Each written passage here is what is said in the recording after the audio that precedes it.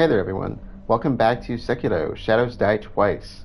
Previously, we worked our way through the Mibu Village where we learned that the head priest has been encouraging his people to drink sake uh, and to become, quote, citizens of the palace, unquote, which has led them to becoming dehydrated essentially and consuming the fountainhead waters that are pooled here in the village. The same waters that we have found in the Sunken Valley where the guardian ape is that we will eventually have to return to. And I believe that is the priest's house up ahead. So let's head up there and see what's going on.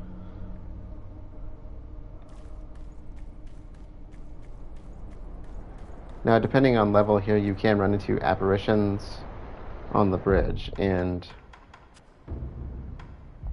I'm going to check if the snapseed works on them. I think it does, but if they show up. Which, of course, they didn't, but we're going to use the snapseed anyway.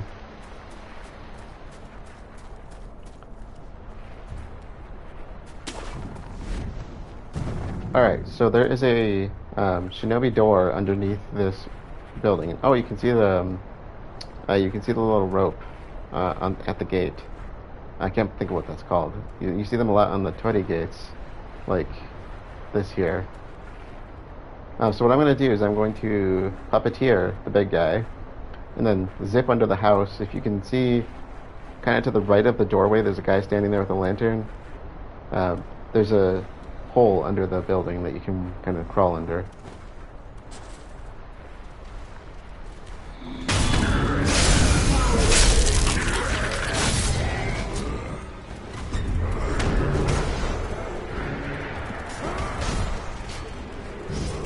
Shinobi door right here.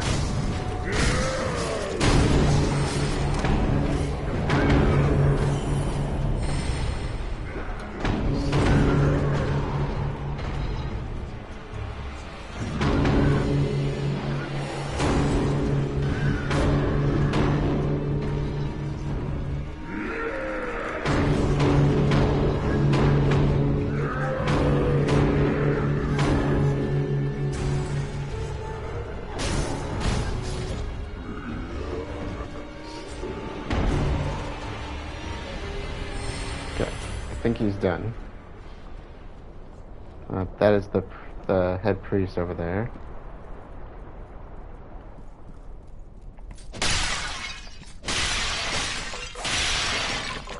Oh yes. Oh. Oh yeah.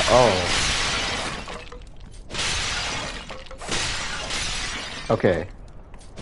Oh yeah. Okay. Oh. I'm loving this. Oh, it makes me feel like I'm playing Bloodborne. Or Dark Souls. Okay, can I get this without hitting him? Oh, I'm gonna try not to hit you here. Oh yeah, okay. You gotta hit everything. Oh, how I miss this so much.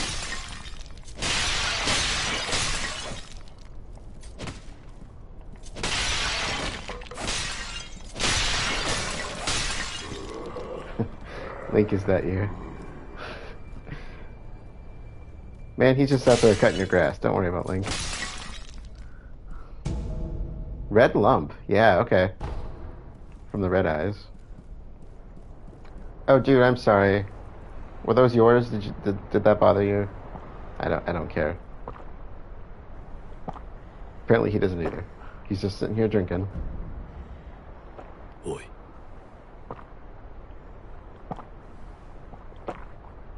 Hey, I'm talking to you. 何をしている?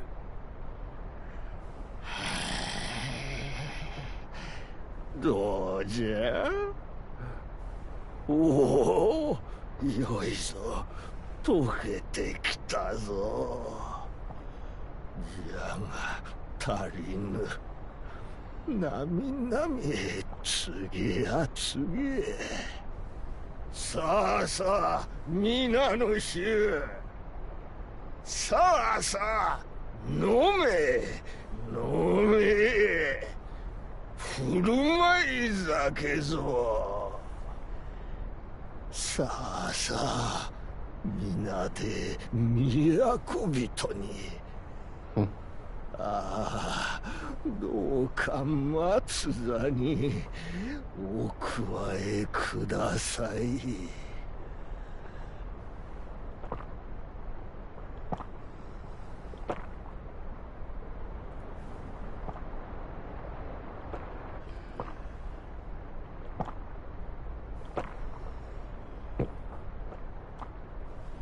おお、尽きてしもうた。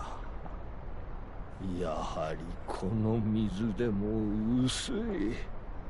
これでは溶けきれぬ。都人になりきれぬ。おお、おお、都の水で亀を満たさねば。なみなみ、なみなみ。Is it just me or did he say Nami like in Nom Nom Nom? I'm gonna assume not, but okay. That's how my mind heard that.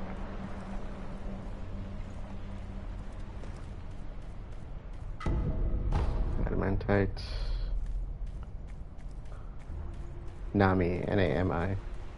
That just ruined all my fun.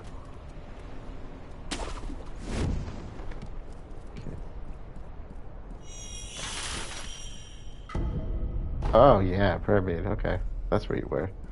I had a prayer bead on my list, but I couldn't figure out where it was coming from.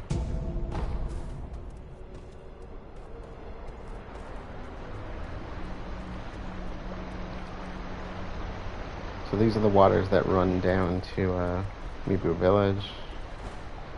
Technically, we're in Mibu Village, but you know what I mean. Nope, don't.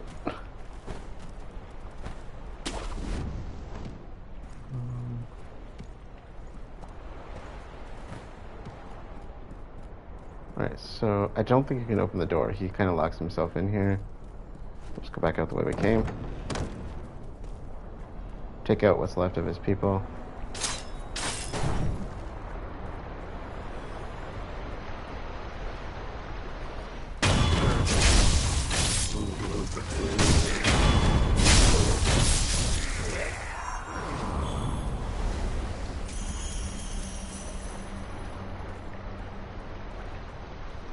Okay, so we want to follow the Toddy gates here.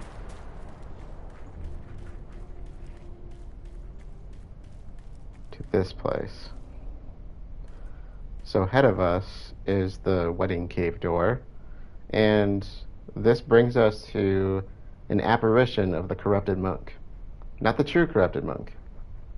So this is going to be a taste of what we're getting ourselves into in the future. So the corrupted monk, the apparition here, because it's an apparition, is affected by Snapseed, which is why I equipped it Snapseed. You can only use it 3 times, and it will cause some damage. It's not going to make her go away. So she is very large and uses a weapon that, much to my chagrin, is similar to a spear. I don't know what it's called. It's it's got like a spear type handle, but the other half of the weapon is blade. Like it's like you took a sword and stuck it onto a spear handle. And so I don't really know what it's called, but she swipes with it like it's a spear, and it hits quite hard with it. But she'll do a lot of like swipe type motions, very similar to spear attacks, and she'll occasionally do things like jumping up in the air and slamming down on you, or jumping backwards and swiping at you and kind of pulling away from you so you don't have a chance to hit her.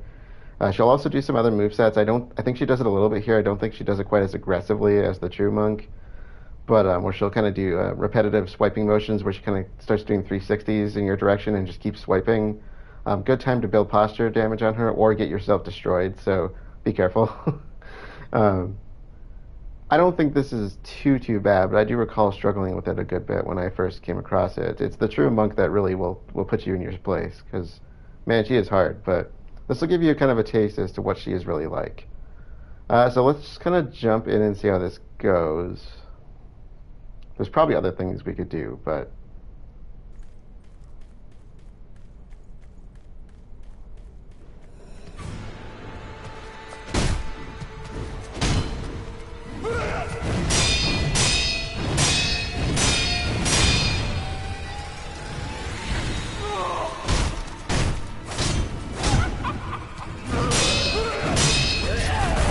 Oh, yeah, forgot about the swipe.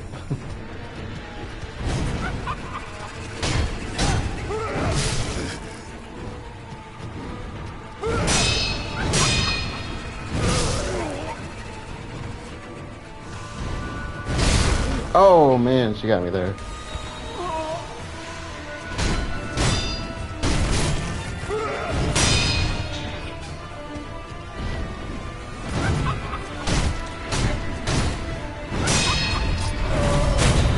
There's a thrust and the jump away. Oh, bad timing on my part.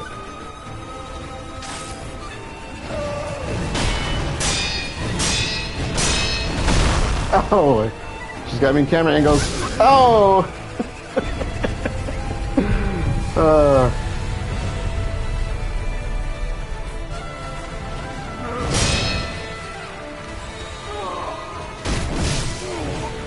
I gotta stop dropping my guard on this.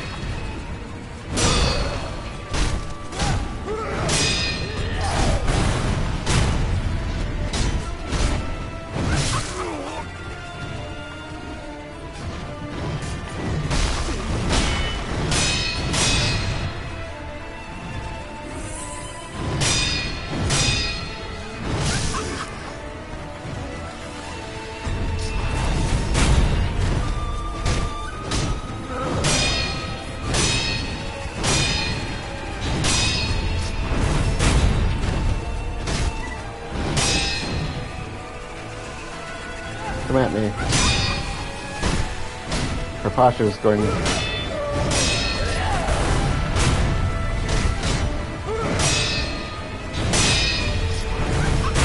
Gotcha!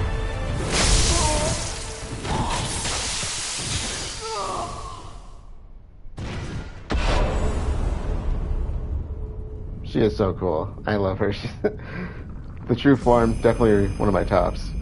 Corrupted Monk.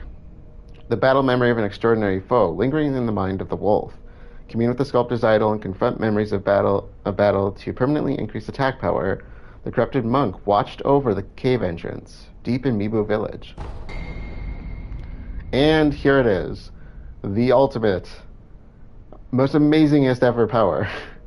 Mibu breathing technique, which is really important not only to gameplay but storyline. A secret method of breathing known as the Mibu breathing technique. This latent skill allows one to dive underwater as well as breathe underwater indefinitely. Developed by the founder of Mibu Village, those who seek to join the procession must master the Mibu breathing technique. Without it, the divine dragon cannot be met. Water is a common theme with the Fountainhead Palace and the Divine Realm, which is where we're trying to get to. It's also a common theme with dragons in Eastern culture, so...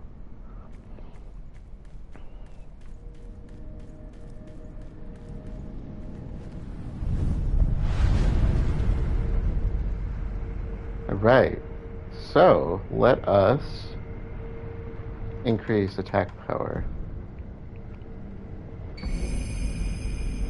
The battle memory of an extraordinary foe. Although distant, recollection of such a memory provided sustenance for the wolf. The corrupted monk donned the mask of a fierce guardian deity. Her form was nebulous, appearing as if in a dream. What reason could there have been for guarding the Mibu Village cave entrance? I think we already figured that out. We already kind of figured that out, didn't we? Okay, let's get Descending Carp for skills. Gives us access to Ichimonji double, not Jumanji. I did not say Jumanji, just to be clear. We'll go up to Sending next, and that gives us access to Breath of Nature Light, which looks like it's recovers posture on death blow, and flowing water reduces amount of damage to posture when attacked by an enemy with a sword. Very nice. So once we get these three, we're kind of done with the latent skills I want. All right.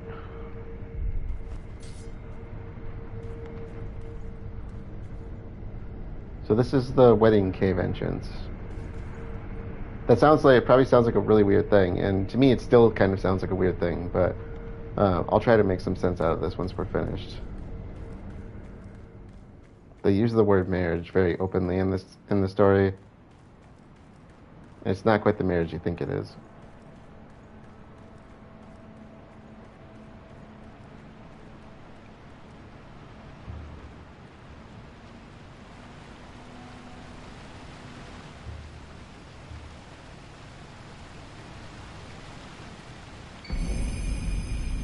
Shelter stone.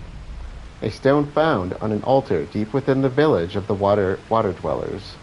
Stones will sometimes appear in the bodies of those who have long drank from the fountainhead waters. Step into the marital shrine and offer the fragrant, auspicious stone, one of the incense ingredients sought by the divine heir for an immortal severance.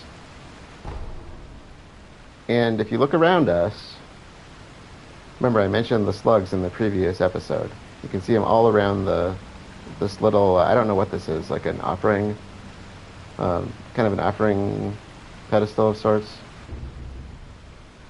Altar of the Shelter Stone. Shelter stones such as this are an auspicious omen, sweetly scented for a bridal offering. The palanquin awaits with open arms. And so the palanquin is, of course, we've been inside of these. It's this thing. And so it's not going to help us right now, but this is a really cool place, I think. So I will elaborate on what that means as we move forward, but that is such a cool, scene there. So we will be back. We do not have the whatchamacall.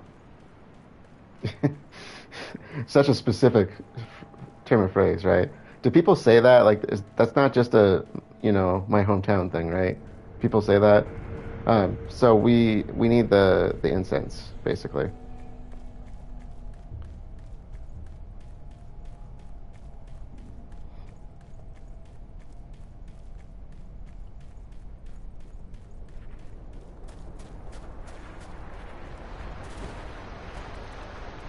And now that we can dive underwater, we have access to a whole lot of things. Okay, so I'm going to get rid of the snap seed. We're not going to really need that.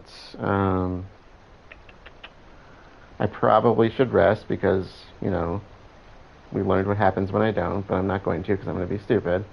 So let's do some underwater exploration here. I don't think there's anything up here, but... Yeah, I know. You don't need to tell me.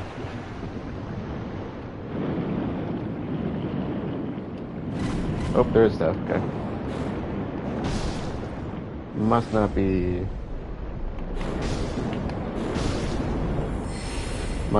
on my list of... Oh, no, it is. I actually do have this on my list. Never mind. Precious bait. This is precious bait. The texture is slimy, and something resembling horns seem to jet out of it. Just the kind of bait the master loves. Ring the bell, drop the bait. And if you... Sorry, I kind of skipped off it, but if you look at it, it's basically a pile of slugs.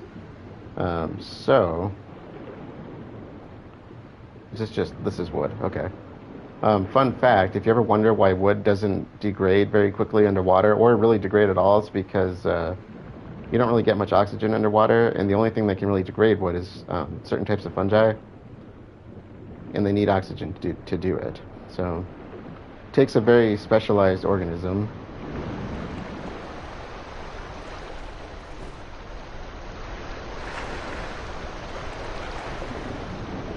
Alright. So there's a lot of places in the game where there's water, and I kind of made a comment about that previously to kind of look for, or kind of keep in mind, water-based locations. So...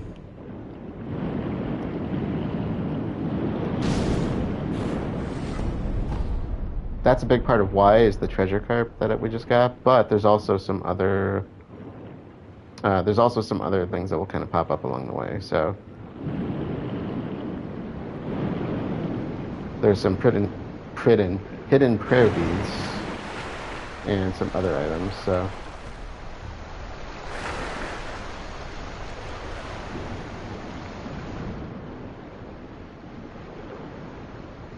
Okay, and this might look familiar.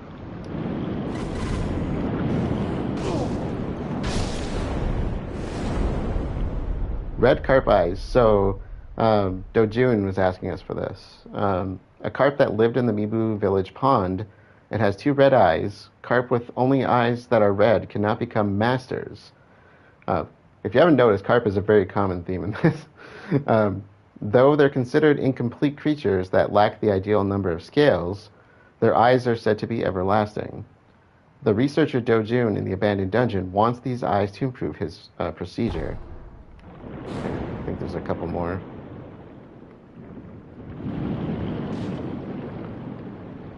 Okay, come on. Do it. Go away. Dude, come on. Like coin purse. Alright, so kind of some interesting little points here. One, again, there's tons and tons of slugs. But also, if you look at these, there are legs sticking out of the water. So, for some reason, upturned bodies. I think there's a reason for this, but I can't think of what the reference is. I think it might be a common cultural lore or something like that. There's a lot of dead people in here, though.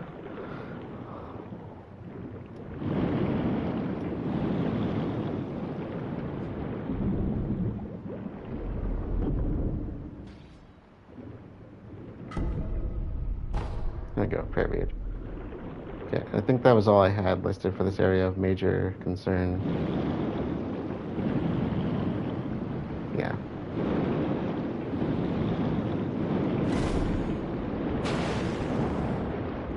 Unless you want to kill the carp, of course.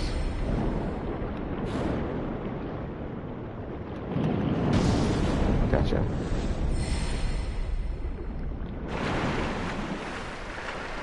I think I've already commented on this, but carp are kind of similar in some ways, or akin to dragons in terms of some of the lore behind them.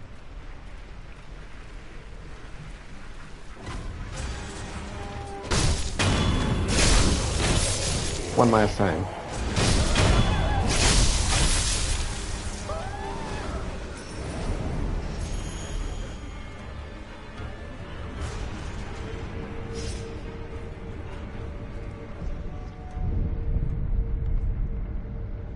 Alright, so from here what we're going to do is we're going to head to the hidden forest, and I'm not going to do it all today, but we're essentially going to backtrack our way back towards like the outskirts in the castle, essentially.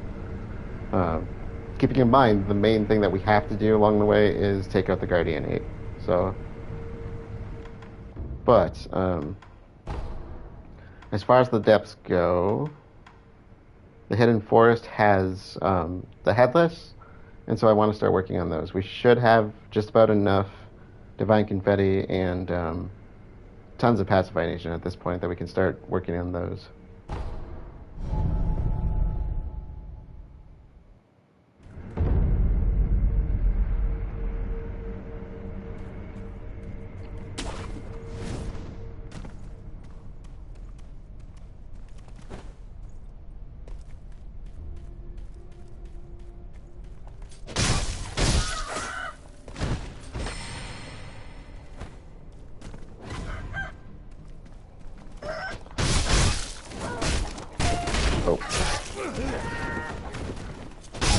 That would be the way I would die, right?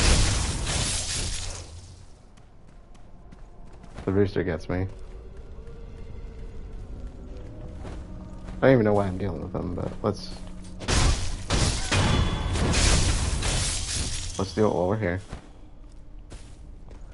So our headless friend is in this direction. Over this way a little bit more. Oh, I hate these guys so much. Okay, so as I said, there are 5 headless in the game. We haven't gone up against any of them yet because resources are kind of sparse early on and you don't have much attack power.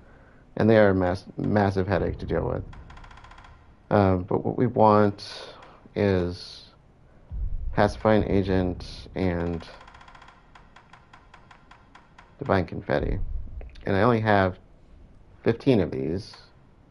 And plenty of Pacifying Agent. So that should be able to get me through this. So you need the Pacifying Agent because anytime you get hit by the undead enemies, as we've seen with the Shichiman warriors, because that was an accidental fight, you'll build up basically a terror. I don't know the word for it is the terror status, and if that fills, you automatically die. The Divine Confetti you need to be able to deal out damage, and if you run out of either of them, just reapply and kind of keep going. 2 death blows it requires to take out the headless, and the hard thing about dealing with them, I guess one, they do hit kind of hard as far as, most enemies in the game do, let's be honest, but they do hit kind of hard, but having that terror build up on it can be really problematic if you're not paying attention to both. And if you don't deflect them, of course, it's going to deal quite a bit of damage. And it builds up that terror bar as well. But there's no head, hence why they're called headless, but for some reason they have hair on their body. If you can actually see it if you look down on them. You can see the hair kind of pouring down. If you get too far away, he'll kind of cast it at you. But the real issue is that they kind of cause you to slow down. So there's kind of a mist around them, and it makes it really hard to move and get away from them. And as you start dealing damage to them, what he's going to do essentially is he is going to disappear suddenly, and he's going to reappear immediately behind you, ready to do a perilous attack. That's rather disgusting. It has some disgusting sound effects to go with it. But otherwise, it's basically just kind of deflect and try to hit him, and eventually he'll start doing this kind of swipe attack where he leans back and spins his sword around, and usually that's when he disappears. And we need 2 death blows out of this, and like I said, the main thing is how he slows you down. That's really problematic. So let's apply some of this and see how this goes. Really, this is a pain in the ass, so if you don't want to do them, you don't have to do them now, but you do get some items from it, and I don't think it's required in the big picture to do this, but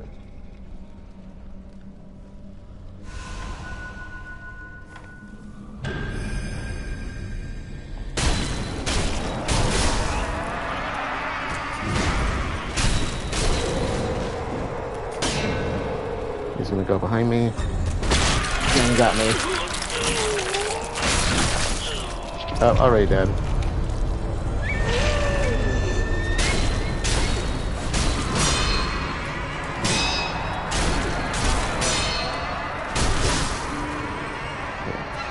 Back off and heal.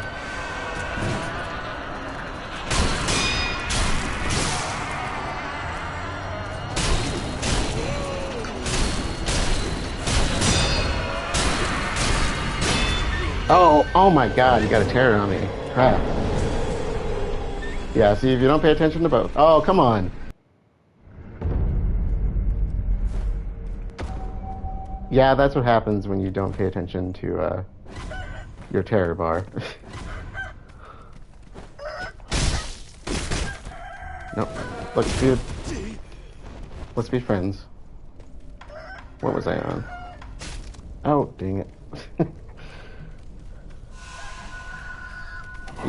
Oh my god, the rooster's following me. I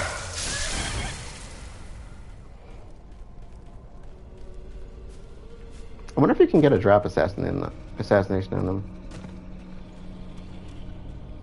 I'm sure I probably tried it. I mean, he doesn't have a head. Does that matter?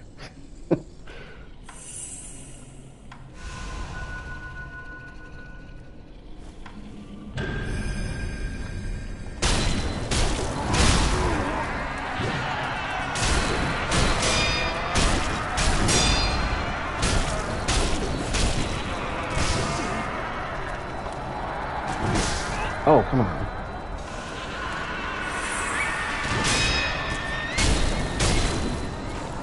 Back off, back off.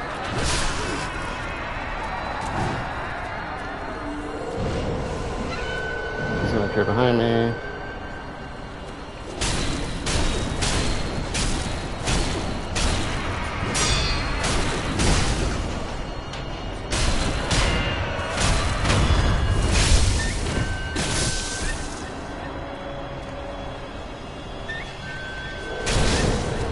So I can't roll very fast.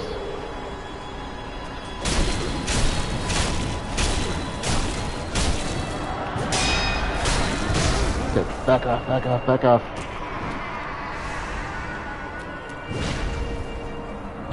Reapply.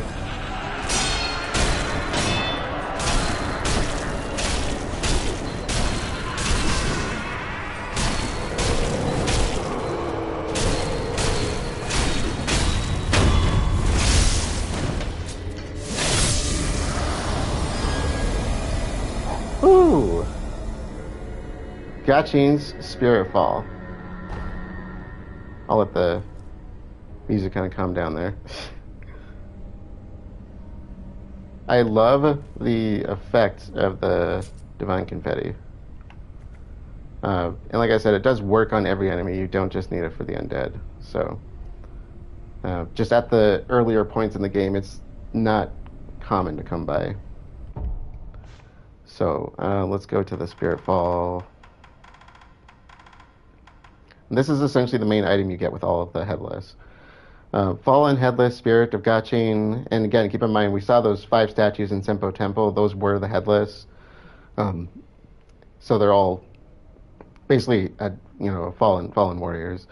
Suppresses sound and preserves in presence, making the user harder to detect. Consumes spirit emblems to use repeatedly. Headless are the ruined form of corrupted heroes who once fought for their country. I'm falling to pieces, said the man to himself, drifting deep into the forest.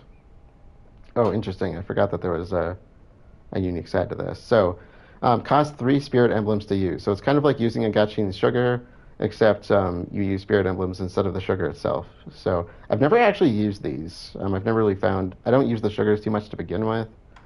So, but if you do like to use them, you just use the spirit emblems. So you don't need to worry about running out. At least not out of the sugar, spirit emblems instead, which is usually counterintuitive to the way most people play, especially their first time.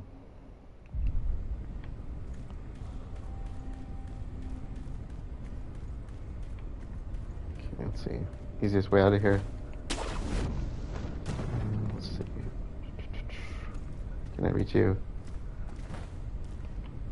Can't reach you. Looks like there was a grapple point over here.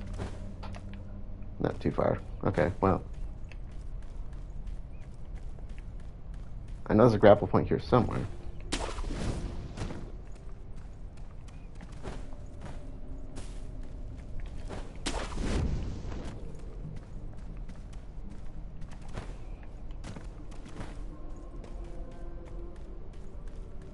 I think our idol's up this way. Oh, no, actually I have not been up here, apparently. How did I miss this? Is this something a coin press? Well, I guess that's better than nothing. Oh, I went the wrong way, that's why. Okay, well.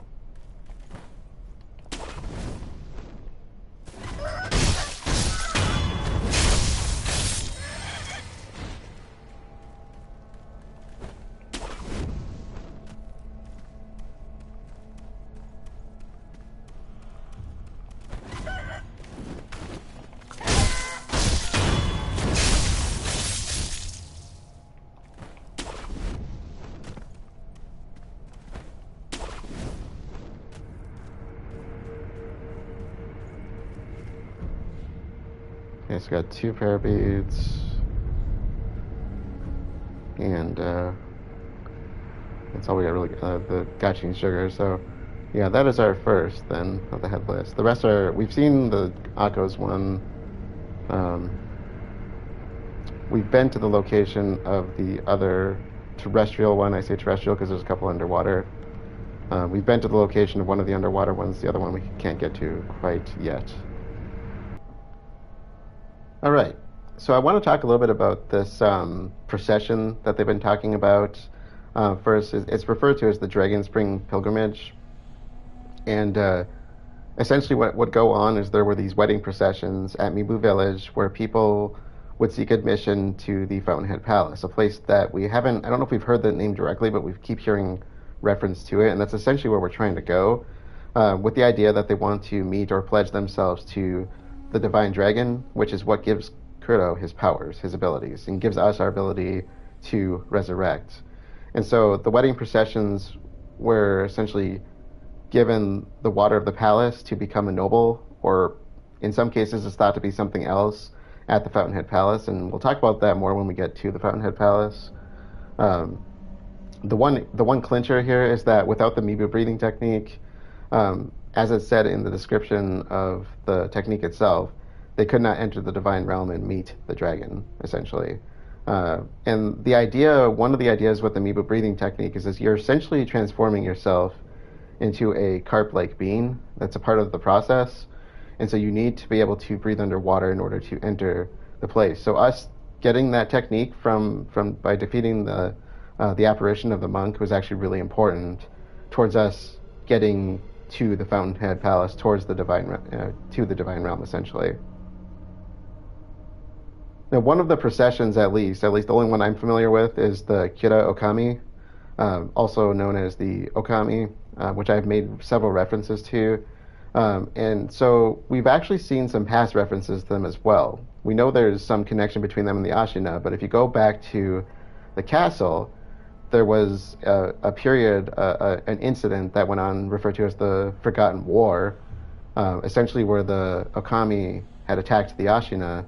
And it's mentioned, I believe, in the description of the Sabimaru, and a scroll that's in Ashina Castle in the dojo area. And recall that, and we can kind of pull it up here, but the Sabimaru is, designed to work against them. So as it says here, the blue poisonous rust on the Sabimaru's blade applies poison status abnormality. Wielded in wars of old, the blade's blue rust was used to drive off the inhuman Okami warrior women. Even now, it is likely to be effective against their descendants, which is referring to the Sunken Valley clan, and which is why I used this against the Snake Eyes. So, the Sunken Valley clan is, which included the Snake Eyes and their warriors that we fought around the Gunfort area, and the Poison Pool, are descendants of the Okami. We've read that at several points. They worship and pledge themselves to the great serpents, so the giant snakes that surround the valley area or live in the valley area, including the divine dragon itself, because the Okami were one of the people, or one of the groups of people that went through this wedding procession to the divine realm. And the divine dragon also goes by the name Sakura dragon, which we'll learn more about later. So if you hear that term, it's the same dragon that's being referred to.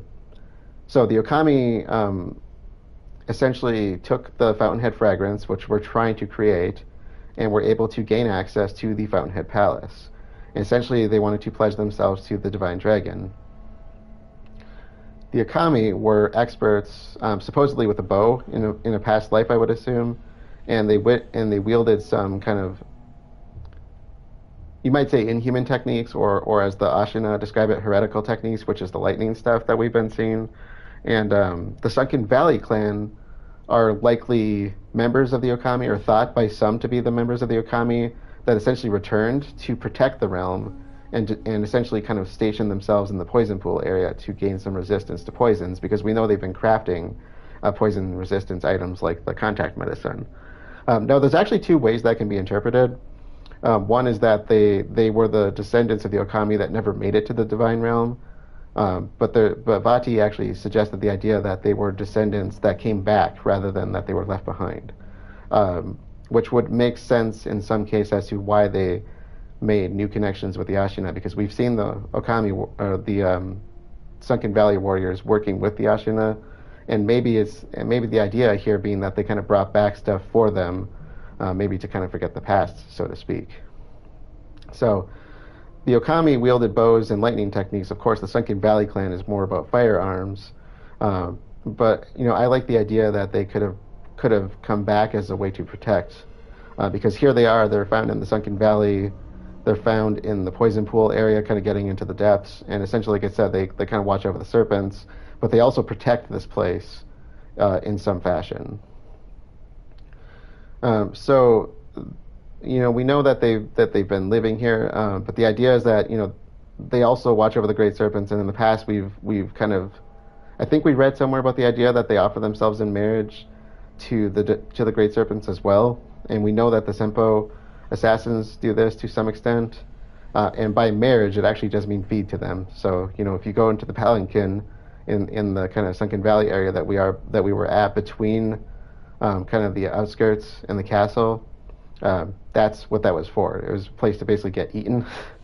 So it's likely that the Sunken Valley clan brought what's known as like the heretical lightning abilities, things like the eel livers, because the eel livers were meant to defend against lightning attacks. Probably taught them about lightning reversal.